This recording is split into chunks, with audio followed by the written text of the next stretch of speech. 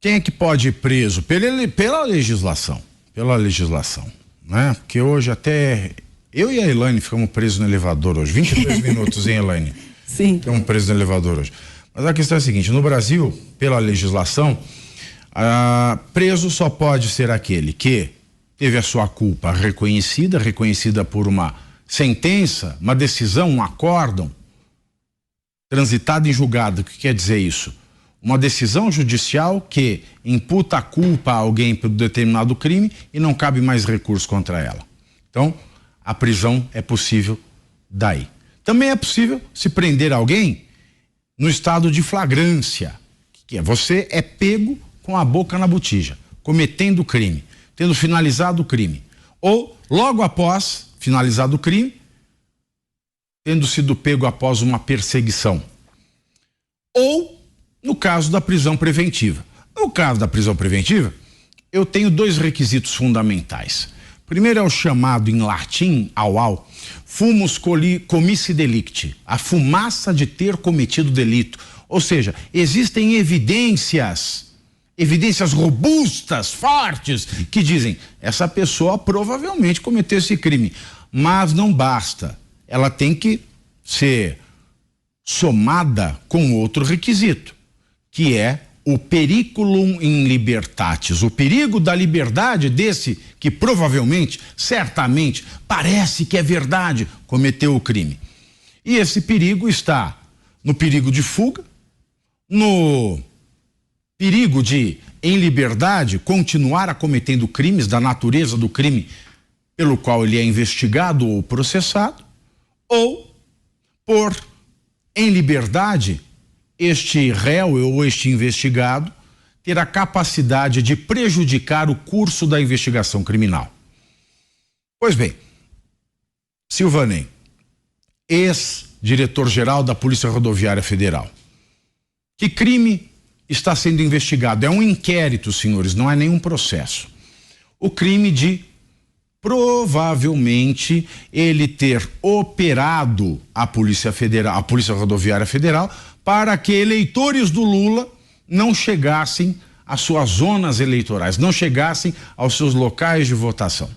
Ele diz que era uma operação contra transporte ilegal, o que é uma realidade no Brasil, diga-se de passagem, mas, ao que tudo indica pelas investigações da Polícia Federal, ele agiu contra eleitores possíveis, prováveis eleitores do magnífico presidente Luiz Inácio Lula da Silva. Isso aconteceu no segundo turno das eleições do ano passado, ou seja, faz mais de 10 meses, 10 meses atrás. E 10 meses atrás já existe essa suspeita, esse inquérito já foi aberto no ano passado, portanto, ele já tendo se aposentado como delegado da Polícia Rodoviária Federal, passou a contemporaneidade, o crime já aconteceu, é uma investigação do passado. Logo, ele não pode mais oferecer risco de continuar cometendo os mesmos crimes pelos quais ele está sendo investigado nesse inquérito. Bom, viajar para outro país, fugir, não há elementos que suportem essa versão. Atrapalhar a investigação criminal, esse ponto é mais interessante, porque a investigação criminal, ela tem um prazo para acontecer. A lei determina os prazos da investigação criminal. Mas no Brasil, a lei não vale nada. Não vale absolutamente nada. Lei e papel higiênico no Brasil parecem ser sinônimos. Prazo para investigação criminal, nem se diga. Porque se é um fato que aconteceu lá em novembro, isso já deveria ter acabado. Mas não acabou. E o fato é que o que então, mesmo que existam elementos que digam, provavelmente, certamente, ele é o autor do crime, o que faz caracterizar o segundo elemento, que é o perigo da liberdade dele? Dificultar a investigação criminal, que já deveria ter acabado, já deveria ter se encerrado, mas não se encerrou. Então o que ele está fazendo? Ele está ameaçando testemunhas? Não se sabe. Ele ameaçou testemunhas? Não se sabe. Esta decisão que eu comentei de 18 páginas, na qual apenas na página 12, último parágrafo, se apresenta uma justificativa pífia e antijurídica para tanto, ela diz o seguinte, que 2 servidores da Polícia Rodoviária Federal, que eram subordinados ao Silvanei, eles aparentemente faltaram com a verdade ao prestar depoimento, porque possivelmente, esses 2 servidores teriam temor reverencial em relação ao Silvanei Vasquez. Eu já falei do temor reverencial, é o medo, é o respeito à autoridade, senhores. Portanto, o que se diz nessa decisão que permite a prisão do Silvanei Vasquez pode ser que a presença dele em liberdade iniba os outros de prestarem depoimento, mas ele está aposentado. Ele não é mais autoridade, ele não apita mais porcaria nenhuma.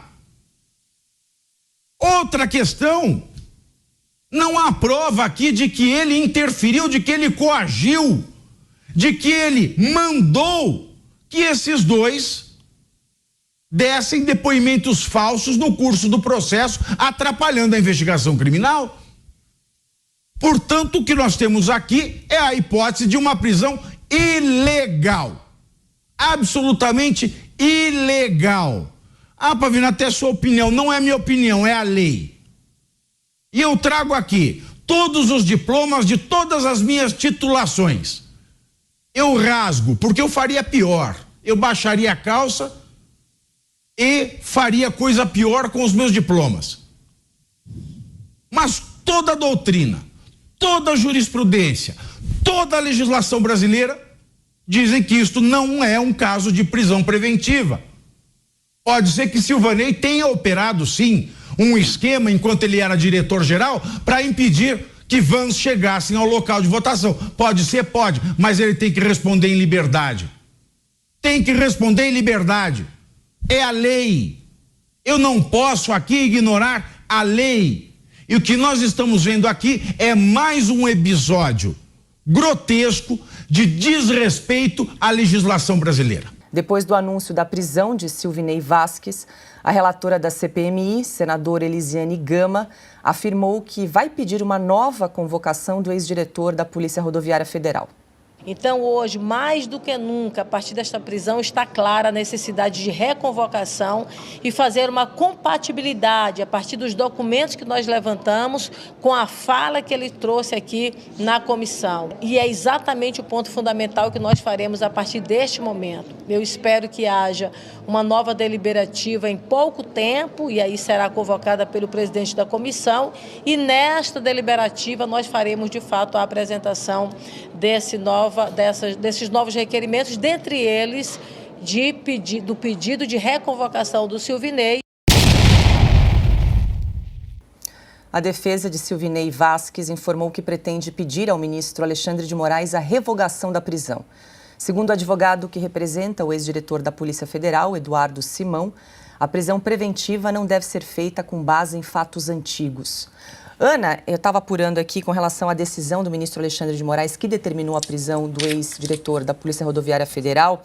O ministro Alexandre de Moraes diz o seguinte, que há fortes indícios de materialidade e autoria dos seguintes crimes por parte de Silvinei Vasquez. Então vamos lá. Prevaricação, quando o agente público atua ou se omite em benefício próprio, restringir, impedir ou dificultar o exercício de direitos políticos, impedir ou embaraçar o exercício do sufrágio, configura crime eleitoral, abuso de autoridade e também um outro crime eleitoral aqui, como ocultar, sonegar ou recusar no dia da eleição o fornecimento, normalmente a todos, de utilidades, alimentação ou meios de transporte, ou conceder exclusivamente dos mesmos a determinado partido ou candidato. Prove. É exatamente. E não cabe ao juiz provar. Não cabe ao juiz provar.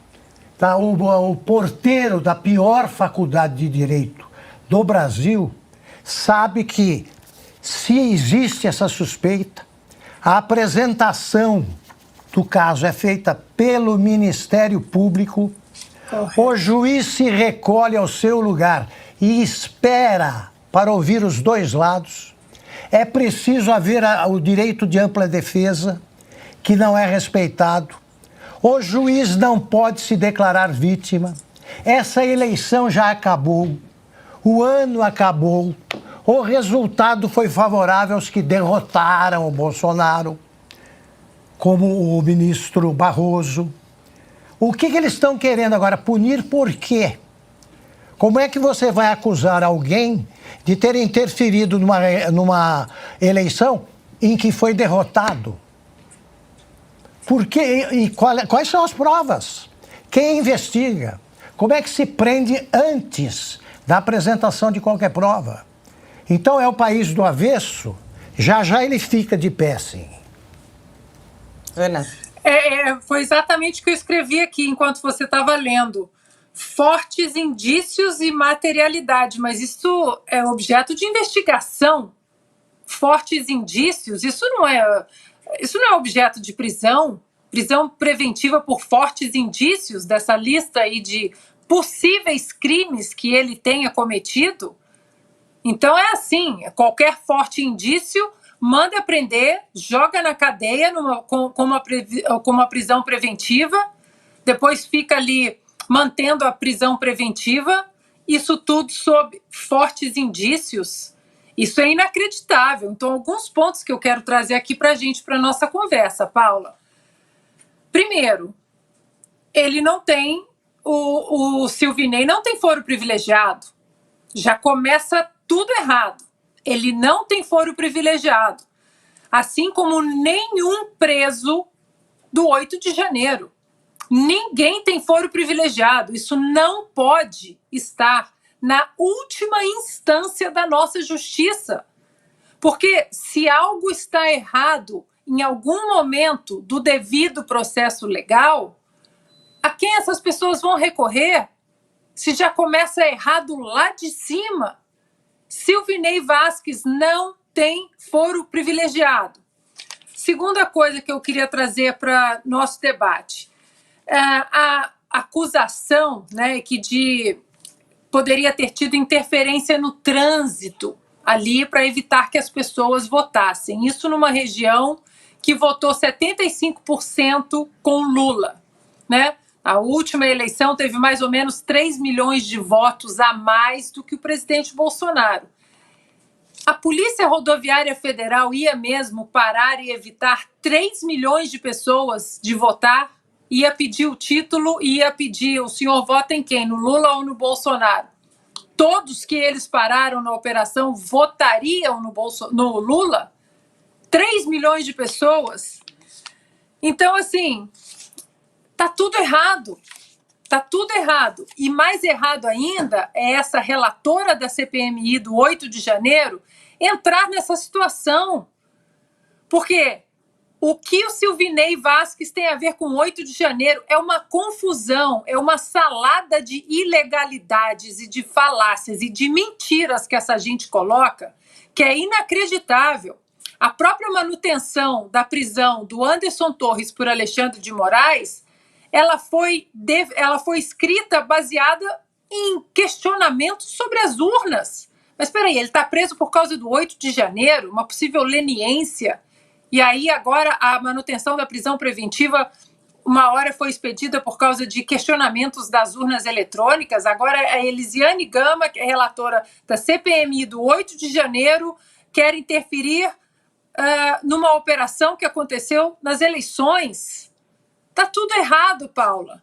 Está tudo errado. O Congresso precisa em algum momento, o Senado precisa em algum momento fazer uma pressão sobrenatural no senhor Rodrigo Pacheco para que nós usemos nossas ferramentas institucionais e constitucionais para frear o Alexandre de Moraes. Ele vai acabar com qualquer ordenamento jurídico e qualquer resquício de lei que ainda tenha no Brasil. Bom, nós resgatamos o trecho da coletiva do ministro do Supremo e presidente do TSE, Alexandre de Moraes, no dia da votação. Na ocasião, Moraes afirmou que nenhuma das operações de fiscalização da Polícia Rodoviária Federal impediram que as pessoas votassem. Isso, em alguns casos, retardou a chegada dos eleitores até a sessão eleitoral, mas em nenhum caso impediu os eleitores de chegarem às suas sessões eleitorais. Esses ônibus em nenhum momento retornaram à origem, ou seja, eles prosseguiram até o destino final e os eleitores que estavam sendo transportados votaram. Augusto, quer comentar? Não, eu quero comentar o seguinte, só agora, isso aí me chamou a atenção. O brasileiro agora só vota em trânsito. Eu não vi na minha região nenhum ônibus circulando com eleitores, nem carros eles usam, eles vão a pé votar. Agora, milhões foram impedidos porque tudo agora é com o uso de ônibus financiados por golpistas. E eles sabem em quem vai votar, como foi lembrado aqui. Não, esse aqui tem cara de quem vai votar no Lula, então não pode, ou pode, ou no Bolsonaro. Eles estão usando critérios que recomendam uma camisa de força, tá? O Brasil está ficando completamente alucinado nesses centros do poder. Porque quando a argumentação desce a esse nível, é porque você quer prender de qualquer maneira. O diretor da Polícia Rodoviária Federal decidindo eleição, mas eu nunca vi isso. Mas você não pode estranhar urnas em que um candidato teve 100% dos votos. Isso é normal. O que não é normal é a Polícia Federal resolver uma eleição, a rodoviária resolveu uma eleição. Isso não existe. Eles nunca viram uma eleição de perto. E mais, quando é que vai acabar essa eleição? Daqui a pouco vamos discutir o quê? O Lula contra o Collor em 1989. O Tribunal Eleitoral não tem nada mais a fazer. E também, lembrando de novo, os mudinhos nomeados pelo Bolsonaro não têm nada a dizer. Eles continuam na plateia em silêncio até quando?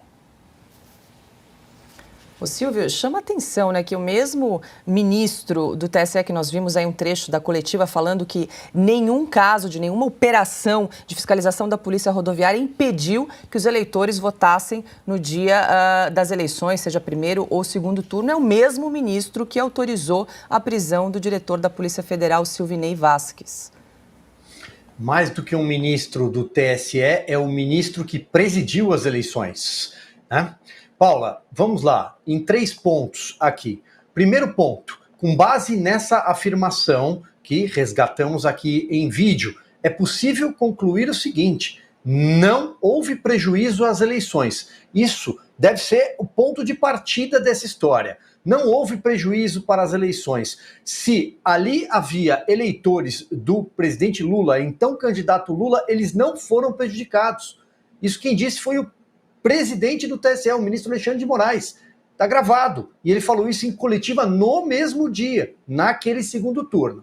Esse é o primeiro ponto. Não houve o crime. Isso, em alguns casos, retardou a chegada dos eleitores até a sessão eleitoral. Mas, em nenhum caso, impediu os eleitores de chegarem às suas sessões eleitorais. Esses ônibus em nenhum momento retornaram à origem, ou seja, eles prosseguiram até o destino final e os eleitores que estavam sendo transportados votaram.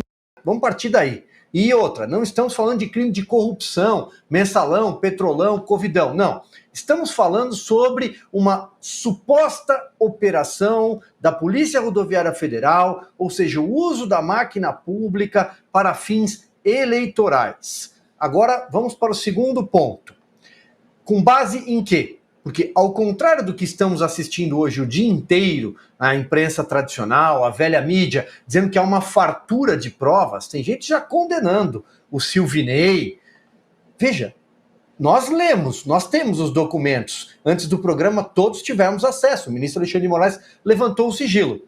O que eu encontrei ali foi o seguinte: funcionários da Polícia Rodoviária Federal, subordinados ao Silvinei Vasquez, trocaram ali mensagens sobre reuniões da Polícia Rodoviária para determinar blitz em determinadas regiões do país. Isso é normal. Quem acompanha a eleição sabe que isso é natural. porque é para impedir o voto de cabresto desde que o Brasil é Brasil.